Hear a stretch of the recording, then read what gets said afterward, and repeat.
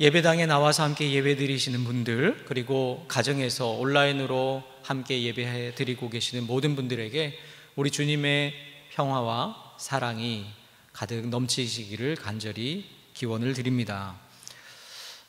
근래에 순천과 이 광양 지역의 확진자들이 계속 늘어나면서 지역사회 감염이 지금보다 더 심해지는 것 아닌가라는 큰 우려가 있습니다. 우리 교회도 이 방역당국의 지침에 따라서 적극적으로 협력을 하고 있습니다. 우리 개인들도 아마 우리 교우들께서도 잘 하고 계시는 줄로 압니다. 개인의 건강은 물론 이웃의 건강을 위해서도 우리가 함께 이 모든 지침들을 잘 지켜서 이번 위기를 또 슬기롭게 잘 이겨낼 수 있기를 다시 한번 간절히 소망합니다. 오늘은 성령 강림절 후 24번째 주일입니다. 교회력에 있는 이 성령 강림절 후 주일, 이제 24번째 주일로 오늘로 이제 마지막이고, 다음 주일은 왕이신 그리스도 주일입니다. 그리고 그 다음 주일은 이제 교회력의 첫 시작인 대림절 첫째 주일입니다. 이 교회력은 예수 그리스도와 깊이 연결되어 있습니다. 예수님이 오심을 기다리는 이 대림절로부터 교회력이 시작이 되어서 예수님이 세례를 받으심, 또 예수님이 고난을 당하시고 죽으시고 부활하시고 승천하시고, 그리고 성령을 보내주셔서 오순절 성령 강림의 역사가 있었던 그 사건들을 우리가 교회력으로 절기로 쭉 지킵니다.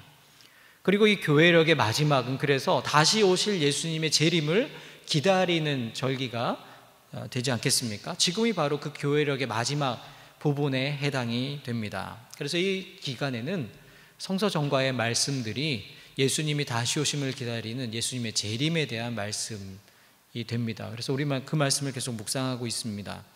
지난 주일 말씀을 기억하시는지요? 지난 주일은 마태복음 25장에 나오는 열처녀 비유의 말씀이었습니다. 오늘도 그 주일을 지난 주일 말씀과 같은 맥락에 있는 말씀입니다. 그런데 만약 오늘도 이 복음서의 말씀을 따른다면 그 열처녀 비유 다음에 이어지는 달란트 비유의 말씀을 함께 나눌 텐데, 오늘은 복음서의 말씀이 아니라 서신서의 말씀으로 우리가 함께 은혜를 나누고자 합니다. 데살로니가 전서 5장 1절에서 11절 말씀입니다. 이 말씀은 예수님의 다시 오심을 기다리는 이때에 그 예수님의 오심을 기다리는 사람들이 어떠한 모습으로 예수님을 기다려야 하는지 그에 대해서 말씀해 주고 있습니다. 지난주일 말씀에서도 우리가 본 것처럼 예수님이 다시 오실 그 날과 그 때는 알 수가 없습니다. 예수님은 밤에 도둑이 오는 것처럼 예고 없이 갑자기 오실 것이라고 말씀을 하고 있습니다. 그런데 오늘 본문 4절에 보면 그 날이 도둑같이 너희에게 임하지 못한다라고 이렇게 말하고 있습니다. 세번역 성경을 4절로 한번 4절을 이렇게 보면 이렇게 기록되어 있습니다. 그러나 형제자매 여러분, 여러분은 어둠 속에 있지 아니하므로 그날이 여러분에게 도둑과 같이 덮치지는 않을 것입니다. 우리는 주님이 오시는 그 날과 그 때를 정확히 알 수 없지만, 그런데 어떤 사람들에게는 도둑과 같이 덮치지 않을 것이라고 말씀을 하고 있죠. 그래서 이 부분, 이 시한부 종말론자들이 이 부분, 우리에게 도둑과 같이 오시지 않는다라는 이 구절을 굉장히 좋아하고 강조합니다. 그러니까 그러면서 하나님께서 다른 사람들에게는 몰라도 우리에게는 예수님이 언제 오시는지 그 재림의 때를 알려주었다라고 그렇게 주장을 합니다.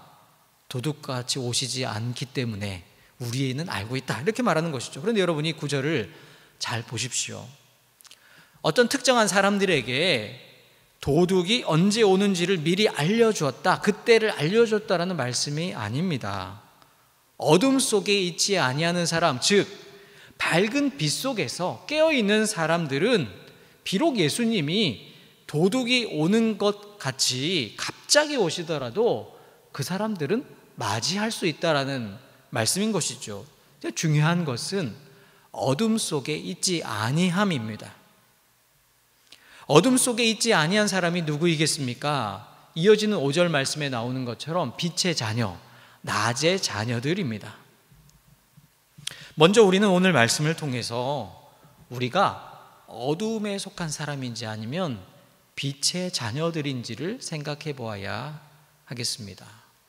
여러분, 빛의 자녀가 누구입니까? 에베소서 5장 8절에서 9절의 말씀에 빛의 자녀에 대해서 이렇게 말씀하고 있습니다. 여러분이 전에는 어두움이었으나 지금은 주님 안에서 빛입니다. 빛의 자녀답게 하십시오. 빛의 열매는 모든 선과 의와 진실에 있습니다. 빛의 자녀는 예수 그리스도를 통해서 새롭게 변화된 사람입니다. 예수님 믿기 전에는 어두움 속에 있었습니다. 하지만 예수님을 믿고 변화된 존재, 새로운 존재가 되었습니다. 빛이신 예수님의 자녀가 되었으니 빛의 자녀가 된 것입니다. 빛의 자녀들의 삶에는 선과 의와 진실이라는 열매가 맺힌다고 합니다. 즉, 우리의 삶 속에 착함과 의로움과 진실의 열매가 맺히고 있다면 바로 이 사람이 빛의 자녀라는 사실입니다. 이어지는 에베소서 말씀에 보면 보다 구체적인 빛의 자녀의 모습이 나옵니다. 에베소서 5장 10절에서 14절의 말씀입니다. 주님께서 기뻐하시는 일이 무엇인지를 분별하십시오. 여러분은 열매 없는 어둠의 일에 끼어들지 말고 오히려 그것을 폭로하십시오. 그들이 몰래 하는 일들은 말하기조차 부끄러운 것들입니다. 빛이 폭로하면 모든 것이 드러나게 됩니다. 드러나는 것은 다 빛입니다. 그러므로 잠자는 사람아 일어나라. 죽은 사람 가운데서 일어서라.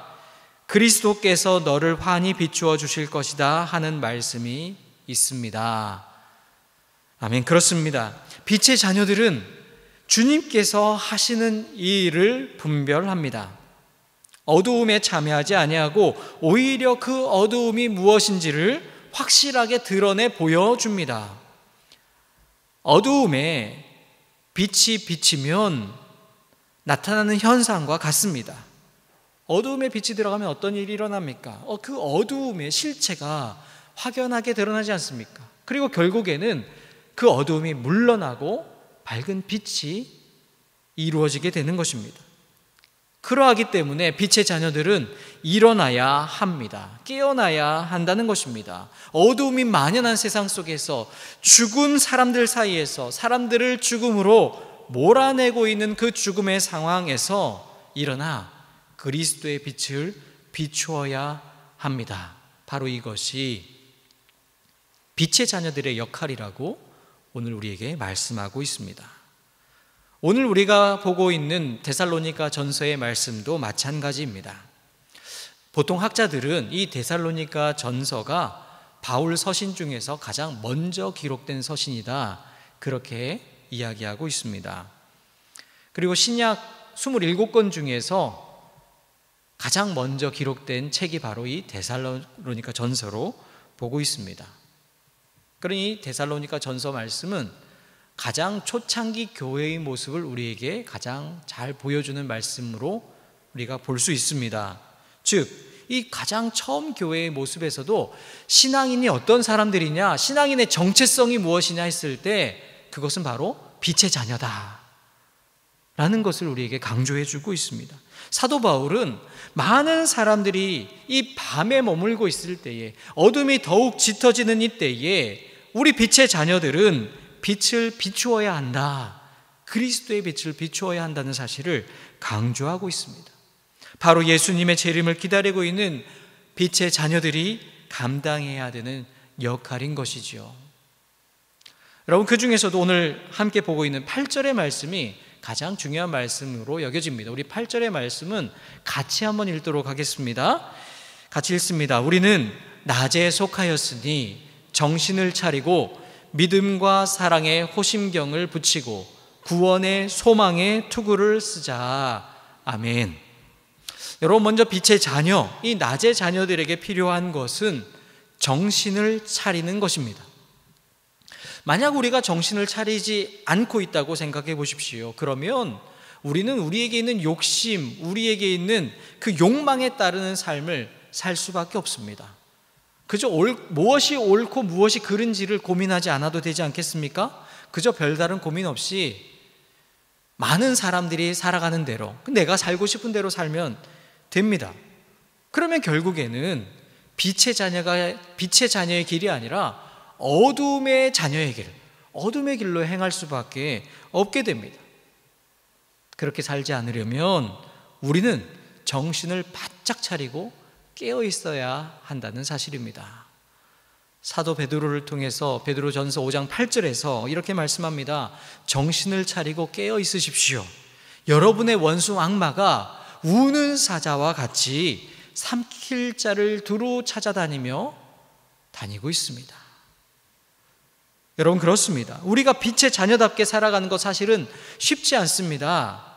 왜냐하면 악한 세력이 우는 사자처럼 호시탐탐 기회를 노리면서 우리를 지켜보고 있고 우리를 방해하고 있기 때문입니다.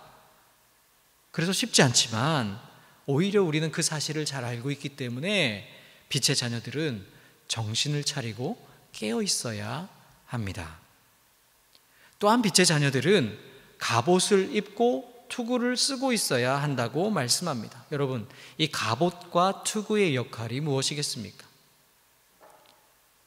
우리를 넘어뜨리려고 오는 모든 공격을 막는, 방어하는 역할을 하지 않겠습니까?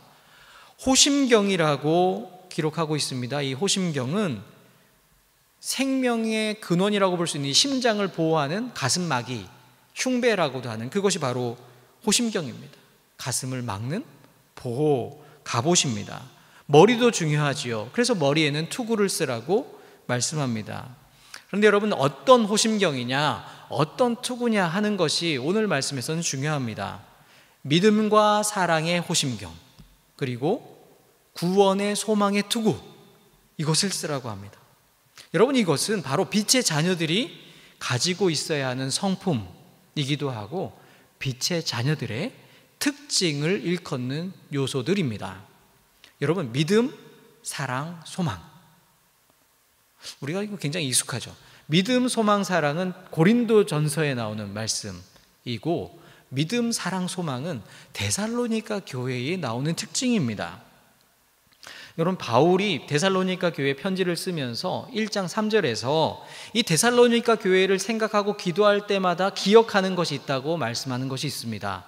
1장 3절의 말씀입니다. 너희 믿음의 역사와 사랑의 수고와 우리 주 예수 그리스도에 대한 소망의 인내를 우리 하나님 아버지 앞에서 끊임없이 기억함이니, 이렇게 기록하고 있습니다. 즉, 믿음의 역사, 사랑의 수고, 소망의 인내, 이것이 바로 바울이 기억하는 데살로니가 교회의 가장 중요한 특징이었습니다. 교우들의 모습, 데살로니가 교회 교우들의 모습이 바로 믿음의 역사, 사랑의 수고, 소망의 인내가 있는 모습이었던 것이죠. 그리고 또한 이것은 빛의 자녀들이 갖추어야 하는 특징이기도 합니다. 빛의 자녀로 살기 원하는 자들은, 이 마지막 때에 그리스도의 빛을 비추기 원하는 사람들은 바로 믿음과 사랑과 소망을 가지고 있어야 된다는 말씀입니다. 사랑하는 여러분, 그렇다면 우리가 이 말씀에 비추어 우리의 모습을 생각해 보기 원합니다.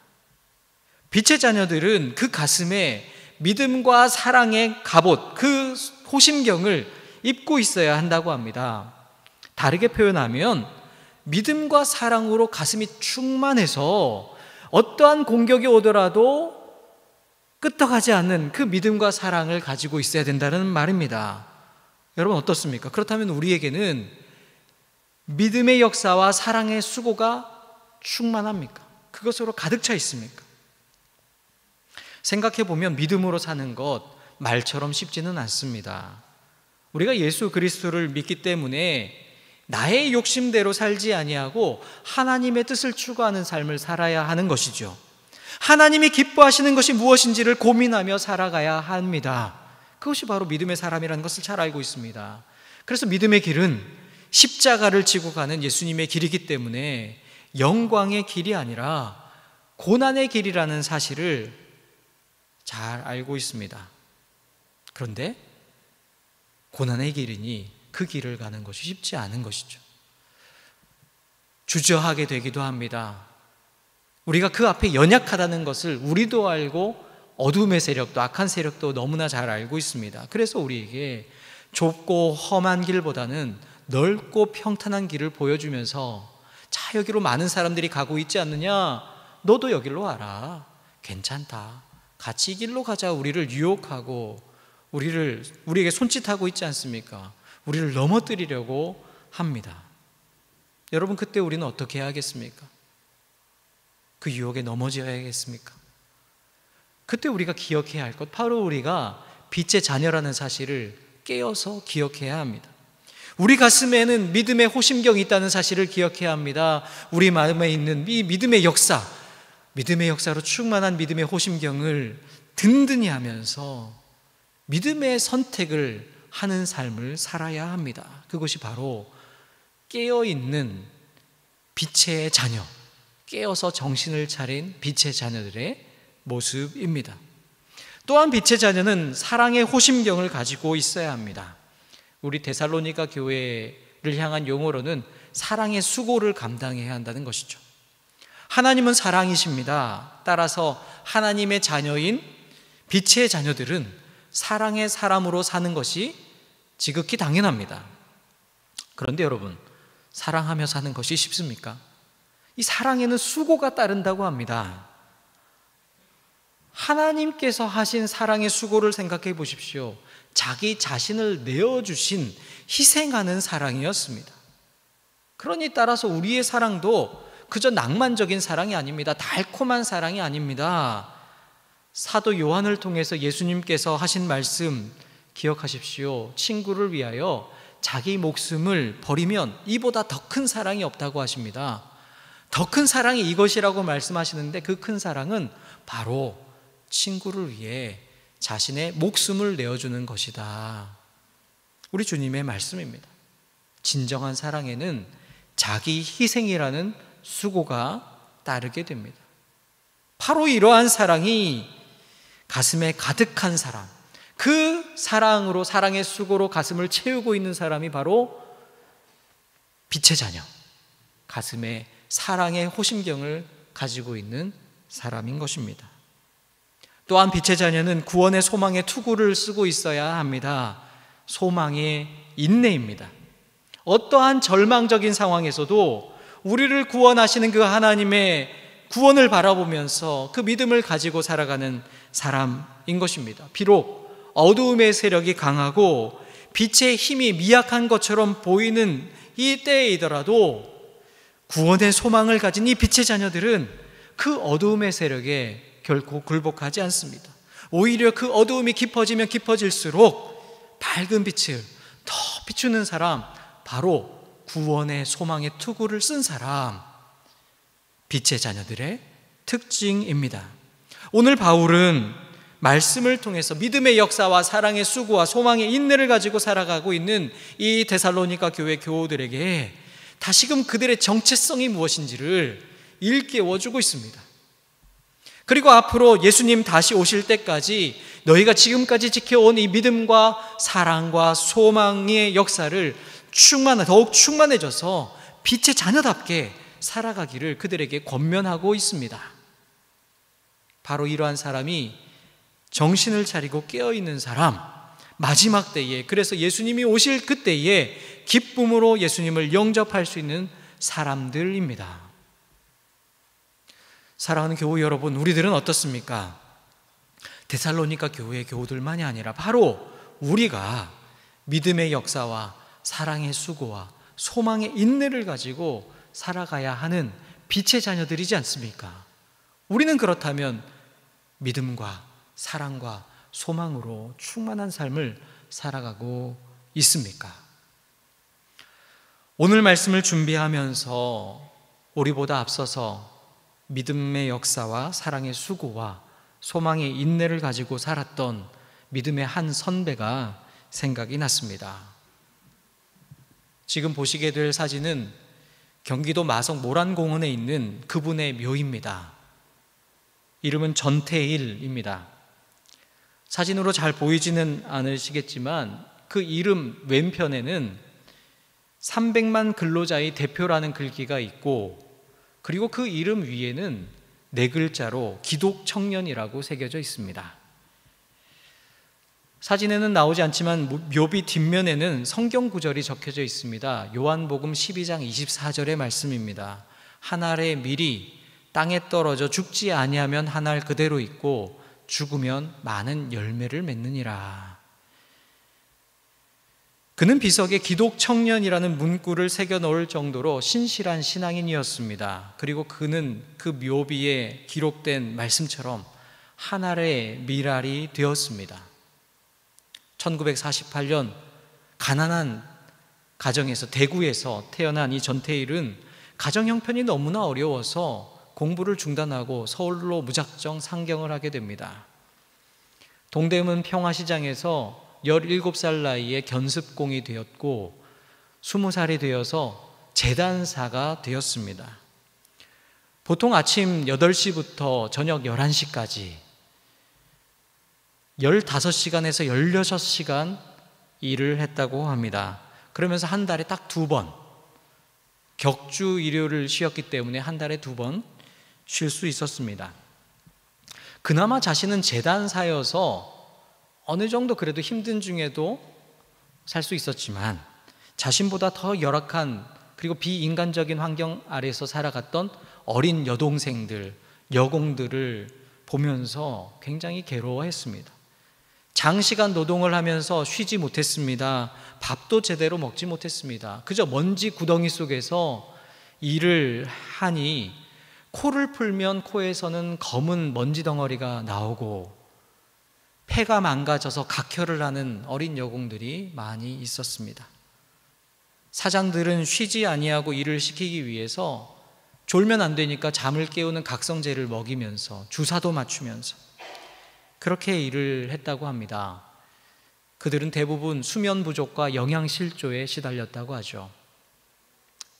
그들을 생각하며 전태일이 쓴 일기에 이런 내용이 나옵니다. 나이 어린 자녀들은 하루에 16시간의 정신, 육체 노동을 감당하지 못합니다. 나이가 어리고 배운 것은 없지만은 그도 사람, 즉 인간입니다. 태어날 때부터 생각할 줄 알고, 좋은 것을 보면 좋아할 줄 알고, 즐거운 것을 보면 웃을 줄 아는 하나님이 만드신 만물의 영장, 즉 인간입니다. 다 같은 인간인데 어찌하여 비난자는 부한자의 노예가 되어야 합니까? 비난자는 하나님께서 택하신 안식일을 지킬 권리가 없습니까? 그는 하나님께 하소연하는 것처럼 아무리 교회 가고 싶어도 사장들이 가지 못하게 하고 일을 시켰습니다. 격주에 한 번, 일요일에 쉬게 되었다고 하니 한 달에 2번 교회 갈 수 있었던 것이죠. 그런데 아이러니하게도 그 사장들 중에는 많은 분들이 열심히 교회를 다녔다고 합니다. 이런 열악한 환경을 개선해 보려고 사장들에게 찾아가서 이야기도 해보았지만 말이 통할 리가 없었습니다. 혼자서의 힘으로는 감당할 수 없으니 여러 재단사들을 모여서 모임을 결성했습니다. 바보회라는 모임을 결성했습니다. 그런데 그 소문이 사업주들에게 퍼지면서 이 전태일은 불순분자가 되었습니다. 결국 해고를 당합니다. 가족들을 먹여 살려야 하니 막노동을 하면서 지내게 됩니다. 그런데 막노동을 하면서도 자신이 떠나온 이 평화시장의 노동자들을 잊지 못합니다. 계속 그들을 기억하면서 23살이 된 1970년 8월 9일에 그는 결심을 하게 됩니다. 그날의 일기 내용이 이렇습니다. 이 결단을 두고 얼마나 오랜 시간을 망설이고 괴로워했던가. 지금 이 시각 완전에 가까운 결단을 내렸다. 나는 돌아가야 한다. 꼭 돌아가야 한다. 불쌍한 내 형제의 곁으로, 내 마음의 고향으로, 내 이상의 전부인 평화시장의 어린 동심 곁으로, 생을 두고 맹세한 내가 그 많은 시간과 공상 속에서 내가 돌보지 않으면 아니 될 나약한 생명체들, 나를 버리고 나를 죽이고 가마. 조금만 참고 견디어라. 너희들 곁을 떠나지 않기 위하여 나약한 나를 다 바치마. 너희들은 내 마음의 고향이로다. 오늘은 토요일, 8월 둘째 토요일, 내 마음의 결단을 내린 이날, 무고한 생명체들이 시들고 있는 이때에 한 방울의 이슬이 되기 위하여 발버둥 치오니 하나님 긍휼과 자비를 베풀어 주시옵소서. 그는 결심한 대로 다시 평화시장으로 돌아갔습니다. 평화시장의 근로 조건 실태를 조사를 해서 언론사에 제보를 했습니다. 다행히 신문 기사가 나오기도 했습니다. 노동청에도 이 평화시장의 열악한 현실을 진정하고 고소도 하였습니다. 깜짝 놀란 노동청에서는 근로감독관을 파견을 해서 노동자들을 달래보았습니다. 하지만 그들의 마음 진심이 아니었습니다. 노동자들 이야기를 들어주지 않았습니다. 그 누구도 이 노동자들의 소리에 귀를 기울이지 않았습니다. 엄연하게 법적으로 근로기준법이라는 법이 있었지만, 그래서 정해진 근로시간이 있고 일주일에 하루는 꼭 쉬도록 되어 있는 법이 있었지만 그 법은 전혀 지켜지지 않았습니다. 결국 전태일은 이 근로기준법이 무용지물이라는 것을, 아니 오히려 이 근로기준법이 우리의 이 근로 열악한 조건을 오히려 더 정당화하고 있다는 이 안타까운 현실을 더 알리기 위해서 근로기준법 화형식을 열게 됩니다. 그리고 그때 많은 사람들이 몰리긴 했지만 경찰이 막고 있는 그 상황에서 그 일이 진행되지 못할 때 결국 그는 그 자신의 몸에 불을 붙였습니다. 그리고 그는 그렇게 죽어갔습니다. 그날이 지금으로부터 50년 전인 1970년 11월 13일이었습니다. 경제 성장을 위해서는 노동자들의 희생을 당연하게 여겼던 그 당시에 이 전태일은 노동자도 사람이라는 사실을 일깨워 주었습니다. 전태일로 인해서 사람들이 노동 문제에 관심을 가지게 되었습니다. 아니, 사람에 대해 관심을 가지기 시작했습니다. 교회에도 각성이 일어났습니다. 정신을 차리고 깨어있는 한 사람으로 인해서 사회적 각성이 시작된 것입니다. 전태일의 죽음으로부터 우리나라의 노동운동은 시작되었다고 해도 과언이 아닙니다. 그런데 여러분, 이 전태일이라는 이름은 여전히 지금도 우리 한국 교회에서는 금기시되는 단어처럼 인식되어 있습니다.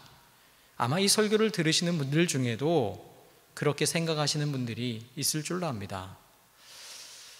그런데 여러분, 이 전태일은 앞에서 말씀드린 것처럼 묘비병에 적혀 있는 것처럼 그는 신실한 기독 청년이었습니다.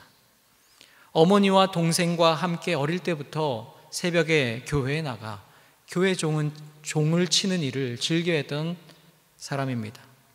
힘든 재단사 일을 어렵게 하면서도 그 어려운 중에서도 주일학교 교사를 하면서 아이들의 학용품이 필요하면 자신의 돈으로 사주고, 맨발로 오는 아이들의 벗은 양말을 보면서 그 자신의 양말을 벗겨서 신겨주고, 교회 일에는 앞장서서 봉사했던 사람이 전태일 청년이었습니다. 그는 어려운 가정 형편으로 인해서 사실은 초등학교도 제대로 나오지 못한 사람이었고, 그의 나이 23살이라는 이 젊은 나이에 생을 마감한 사람이었지만, 여러분, 그가 쓴 일기를 한번 찾아보십시오. 대학원을 나왔다고 하는 제가 보기에 너무나 부끄러울 수밖에 없는, 정말 그런 인생을 산 분이 전태일입니다. 그의 삶을 보면 어떻게든 이 하나님의 뜻에 따라 믿음으로 살려고 애를 쓴 그 믿음의 역사를 찾아볼 수 있습니다. 그의 삶 속에는 사랑의 수고가 남긴 그 흔적들로 가득합니다. 그는 하나님을 사랑했고 그 하나님 사랑으로 또한 이웃을 사랑했습니다. 특별히 열악한 환경에 처해 있던 여동생과 같은 여공들을 사랑했습니다. 그래서 그들이 조금 더 나은 삶 속에서 살아갈 수 있도록 그는 노력하고 최선을 다했고, 결국에는 그 자신을 희생했습니다. 비록 그가 살아갔던 현실은 너무나 암울했지만 그는 끝까지 하나님을 향한 그 소망을 잃지 않고 살았던 소망의 사람이었습니다. 저는 다시 오실 예수님을 기다리고 있는 이때에 특별히 소금과 빛의 역할을 상실하고 오히려 사회의 웃음거리와 조롱거리가 되어가고 있는 이 안타까운 우리 한국교회의 현실을 보면서 우리가 이 기독청년 전태일의 삶을 다시 주목해보고 그로부터 교훈을 삼아야 한다고 생각합니다. 여러분 한번 기회가 되시면 인터넷에 자료들 참 많습니다. 기독청년 전태일 쳐보십시오. 아마 은혜가 충만할 것입니다. 사랑하는 여러분, 우리는 깨어서 정신을 차리고 살아야 합니다. 그래야 이때에, 이 어두움이 지쳐져 가는 이때에 우리가 어두움에 다니지 아니하고 빛의 자녀로 살아갈 수 있습니다. 빛의 자녀가 누구입니까? 바로 믿음의 역사와 사랑의 수고와 소망의 인내를 가지고 살아가는 사람들입니다. 그러한 빛의 자녀들이 이 세상에 많아지면 이 세상이 어떻게 되겠습니까? 빛의 자녀가 이 우리 교회에 가득하면 우리 교회가 어떻게 되겠습니까? 모든 어두움은 물러가게 되고 새로운 세상이 열리면서 우리는 우리에게 다시 오시는 그 예수님을 깨어서 영접하고 맞이할 수 있게 되지 않겠습니까? 바라기는 여러분과 제가 그리고 이 예배를 드리는 우리 모두가 깨어서 정신을 차려서 빛의 자녀로서의 삶을 살아가는 그러한 빛의 자녀들 될 수 있기를 간절히 소망합니다. 하나님은 우리를 통해서 오늘 이 시대에 어두워져가는 이때에 그리스도의 빛을 비추기를 원하십니다. 빛의 자녀의 역할을 잘 감당하는 우리 순천중앙의 교우들 되기를 간절히 소망합니다.